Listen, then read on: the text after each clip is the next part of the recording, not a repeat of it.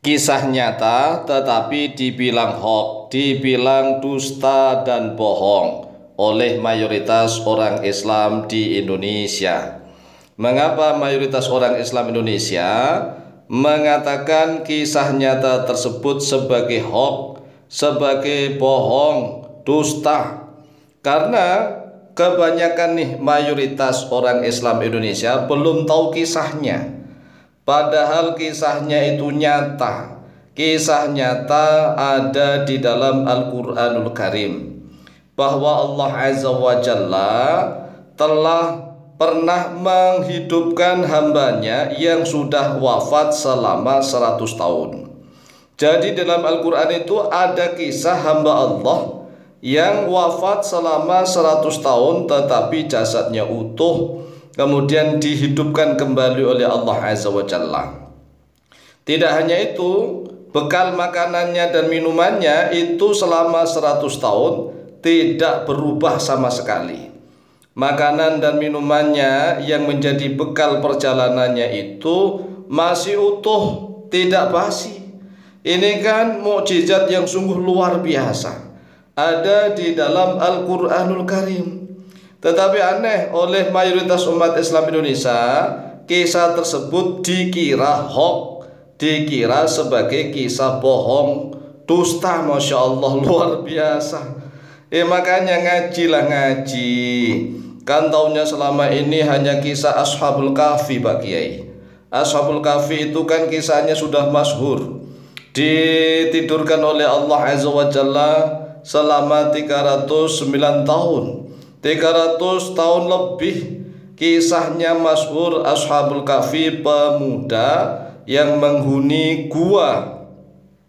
Tetapi kalau kisah hamba Allah ini yang diwafatkan selama 100 tahun, jasadnya utuh, kemudian dihidupkan kembali oleh Allah, bahkan bekal makanannya dan bekal minumannya utuh selama 100 tahun tidak berubah, tidak basi sama sekali.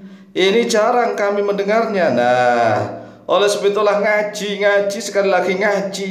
Nah, ngaji itu Al-Quran itu ya dibahas mulai dari surat Al-Fatihah, Al-Baqarah, Ali Imran, dan seterusnya sampai An-Nas. Nah, umat Islam di Indonesia itu kalau diajak ngaji Al-Quranul Karim malas-malas. Tapi kalau membahas hal-hal yang tidak jelas, semangatnya luar biasa. Inilah yang menjadi kebobrokan dan kebodohan, kegelapan di Indonesia. Oleh sebab itulah sekali lagi, ayo mari kita semangat ngaji. Mengaji itu adalah memahami Al-Quran. Di dalam Al-Quran itu lengkap, pokoknya lengkap, apa saja ada. Kalau umat Islam itu ingin bangkit menguasai peradaban dunia, ya syaratnya harus menguasai Al-Quran. Itu syarat mutlak. Mengapa sahabat zaman dahulu itu mampu menundukkan Romawi dan Persia? Dua negara adik kuasa, Romawi dan Persia. Karena umat Islam zaman itu, zaman sahabat, memahami Al-Quran, seluruh isi Al-Quran. Nah, umat Islam zaman sekarang hanya jumlahnya doang, kuantitasnya doang di mana-mana umat Islam. Bahkan kalau di Indonesia ini umat Islam jumlahnya yang paling banyak, hanya jumlah. Hanya menang jumlah, menang kuantitas, tetapi kualitasnya seperti buih di lautan.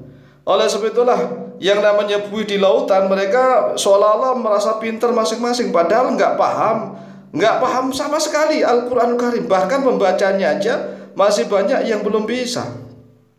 Tetapi sekali lagi aneh, umat Islam Indonesia itu kalau diajak ngaji Al-Quran malas-malas.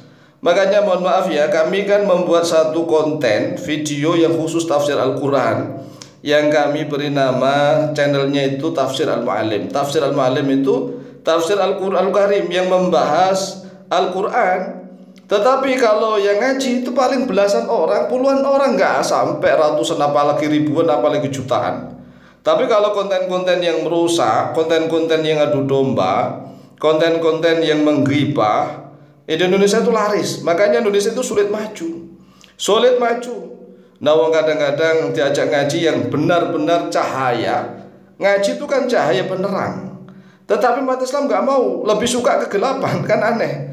Oleh sebab itulah, jika ada yang mengisahkan bahwa Al-Quranul Karim ada satu kisah hamba Allah yang sudah diwafatkan selama 100 tahun, tetapi jasadnya utuh, kemudian dia dihidupkan kembali oleh Allah. Bahkan bekal makanan dan minumannya tetap utuh, tidak berubah, tidak basi. Namun, ini namun ya, sebagai bukti kekuasaannya Allah, kendaraan yang dipakai, kendaraan orang yang mendahulu itu binatang, yaitu himar.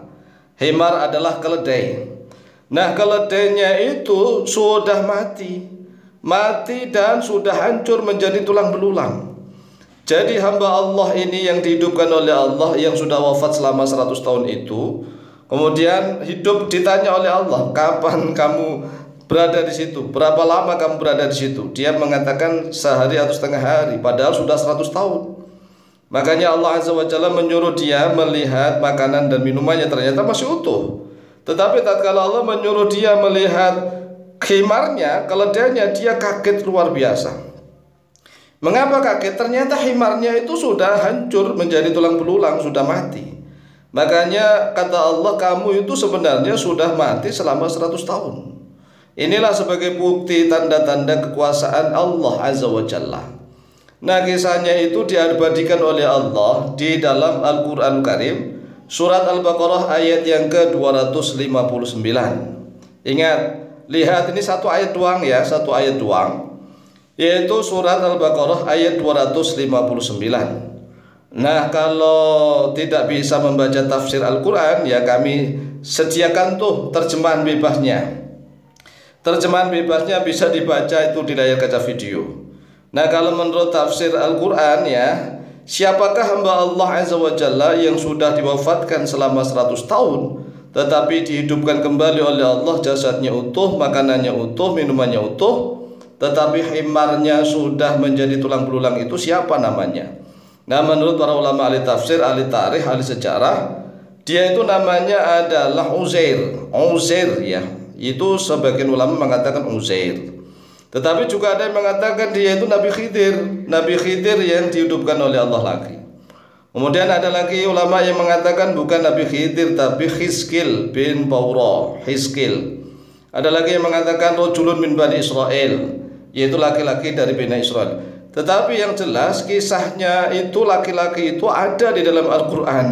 Ya, sekali lagi, kajilah Al-Quran. Kaji Al-Quran, berdalam Al-Quran, mulai dari Al-Fatihah, Al-Baqarah, Ali Imran, An-Nisa, dan seterusnya sampai surat An-Nas. Itulah surat cintanya Allah. Kalau kita dikirimi surat cinta oleh Allah, nggak pernah dibaca, apalagi kok tahu isinya, ya kita menjadi gelap gulita. Hidup kita nggak jelas arahnya kemana. Inilah jawaban kami. Semoga manfaat dan barakah fid din wa dunyal akhirah. Lebih dan kurangnya mohon maaf. Wallahu ta'ala a'lamu bishawab.